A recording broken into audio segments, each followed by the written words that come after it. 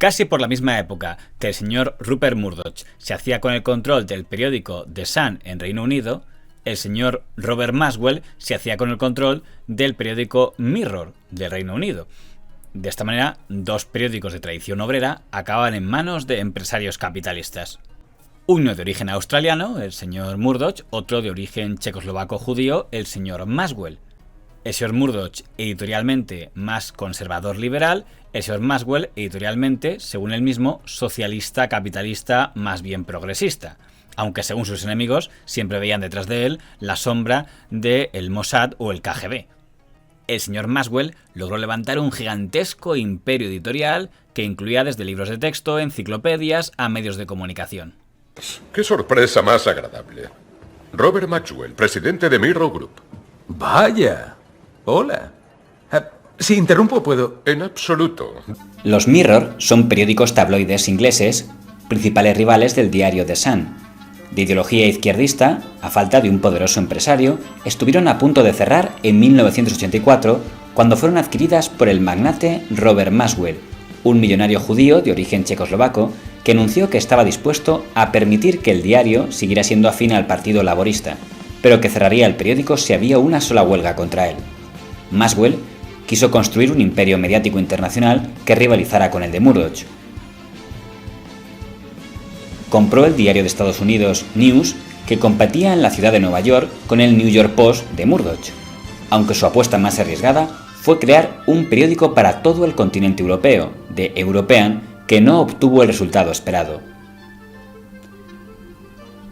Maxwell, que se definía como socialista y capitalista, había llegado a elogiar a dictadores comunistas como el de Rumanía, Nicolae Ceausescu, o el de Checoslovaquia, Gustav Husak, aunque más tarde había roto con ellos.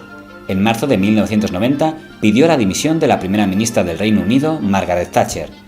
Thatcher dimitiría en noviembre, pero el imperio Maxwell también estaba a punto de caer. Los periódicos del grupo Maxwell y el grupo Murdoch se atacaban mutuamente. Por ejemplo, en este reportaje, publicado en el Mirror en la época del señor Maxwell, decían que el periodismo de Murdoch estaba matando el periodismo. Si el señor Murdoch tomó la iniciativa de entrar en el sector del cine y la televisión con la 20th Century Fox, el señor Maxwell trató de tomar terreno entrando en el sector de la informática y los ordenadores y videojuegos, creando Mirrorsoft. Además, tenía una ventaja que no tenía el señor Murdoch, que era su acceso al mercado soviético, es decir, a la Europa del Este, dado que también vendía publicaciones en países como Hungría, Bulgaria, Rumanía, la Alemania del Este o la propia Unión Soviética. Ustedes reciben los derechos de nuestras enciclopedias, Collier, y nosotros el juego. Un intercambio de intereses. Y al igual que el señor Murdoch también intentó penetrar en España, y al igual que el australiano, tampoco tuvo demasiada suerte. El señor Maxwell contrató al abogado don José Mario Armero, que en ese momento era presidente de Europa Press, para que fuera su representante de negocios en España. Una de sus principales apuestas fue convertirse en uno de los accionistas de referencia del primer intento de canal de televisión privado de España, el Canal 10, del que ya hemos hablado en otra pieza, que era un extraño canal que emitía desde Londres por satélite para que lo recibieran aparatos de captación que vendería en España. Un modelo de televisión de pago hecho para sortear la legislación vigente en España. Junto con él en ese proyecto había otros empresarios judíos como el señor Jack Hashuel o también figuras como el señor don José María Calviño, que había sido el primer director de televisión española en la etapa del señor Felipe González y representaba un poco como el contacto con el gobierno socialista. En Canal 10, porque asesoré a los grupos que lo formaron, fue el primer intento de una televisión europea vía satélite. Dese cuenta que el centro de emisión estaba en Londres, emitía en inglés, francés y español, y emitía simultáneamente en la televisión. Ahora, es decir, era un ensayo de lo que iba a ser una televisión europea vía satélite. Pero en la pelea entre los franceses de Canal Plus y Maxwell, los intereses británicos con el decodificador y los franceses con el decodificador, porque fue la misma lucha que se planteó entre el PAL y el SECAM. Y se reprodujeron las luchas de los intereses industriales. Y por eso fracasaron. Y yo hice ya de asesoré el proyecto, pero punto. nada más. Yo no tuve cargos ni tuve nada, ninguna responsabilidad directa en ninguno de esos proyectos. Tras el fracaso de Canal 10, el señor Maxwell hizo gestiones para intentar comprar un periódico nacional en España y, según el señor Armero, estaba en negociaciones con un editor catalán. Nunca dijo el nombre, pero por la época en la que estaba y si el señor Armero era el interlocutor, el que parece más probable sería don Antonio Asensio del Grupo Z. Pero el acuerdo nunca llegó a terminar. Y es que la carrera del señor Robert Maxwell iba a tener un final muy abrupto en el año 1991, coincidiendo con la salida de este libro, The Samson Option, un libro del señor Seymour Hersh, que recientemente ha recuperado cierta popularidad por ser el que ha denunciado que la voladura de un gaseoducto de Ucrania habría sido hecho por los norteamericanos. Una teoría bastante verosímil, pero que el señor Seymour Hersh no ha podido demostrar.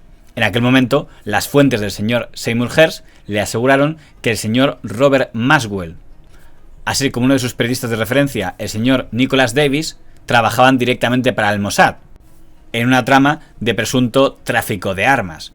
Además, según ese libro, habían sido los señores Maxwell y Davis quienes habían filtrado al servicio secreto de Israel, el Mossad, el nombre del empleado, señor Vanunu, que había filtrado a un periódico del señor Murdoch, el Sunday Times, que Israel estaba construyendo armamento nuclear.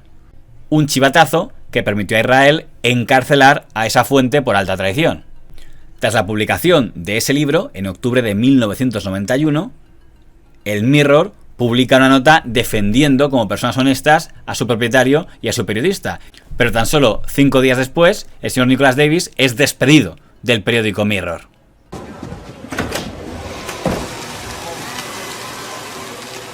Kevin, hijo, todos fuera. ¿Qué coño pasa? Estamos haciendo limpieza. Destruimos balances inútiles que habíamos hecho para nuestros auditores. ¿Cómo estás? Y algo más inquietante, tan solo un mes después, en noviembre de 1991, Robert Maxwell se suicida presuntamente tirándose desde su yate desnudo al mar en aguas españolas por la zona de Canarias. La muerte de uno de los hombres más ricos del mundo, el magnate de la prensa internacional Robert Maxwell. Estaba solo en el yate, una forma de quitarse la vida que ya entonces despertaba bastantes suspicacias. Nos explica que el corpulento Maxwell, 1,90 de estatura y 130 kilos de peso, perdiera el equilibrio sobre la barandilla del Lady Ghislaine y cayera a las tranquilas aguas canarias por las que navegaba. Pero al igual que parte de su vida permanece en la sombra, su muerte sigue siendo un misterio para muchos. En su carrera hacia el éxito empresarial, Bob Maxwell había labrado tantos millones como enemigos. El periodista Seymour Hersh, autor del libro en el que le relacionaba con el Mossad, el servicio secreto israelí, ya ha adelantado que sabe muchas más cosas de Maxwell de las que ha publicado. Pero el señor Maxwell guardaba más secretos. Al día siguiente de su muerte, el Mirror titula en portada "Muere el gran hombre que salvó al Mirror del cierre". Y tan solo un mes después, la portada pasa a ser esta otra. Porque resultaba que el señor Maxwell había vaciado la caja del Mirror para pagar sus deudas, y eso incluía haber saqueado el fondo de pensiones de los propios trabajadores del grupo Mirror. Por cierto, ha llamado el gerente de pensiones y me ha dicho que han desaparecido unos cuantos millones de libras del fondo de jubilación de los empleados. Sí, tuvimos que reorganizar los balances. Un pequeño contratiempo contable. ¿Debo preocuparme? Claro que no. Aquel escándalo provocó que el hijo del señor Robert Maxwell, el señor Kevin Maxwell, fuera detenido y tuviera que sentarse en el banquillo de los acusados. No obstante, el señor Kevin Maxwell lograría demostrar que él era desconocedor de las actividades delictivas de su padre y sería absuelto.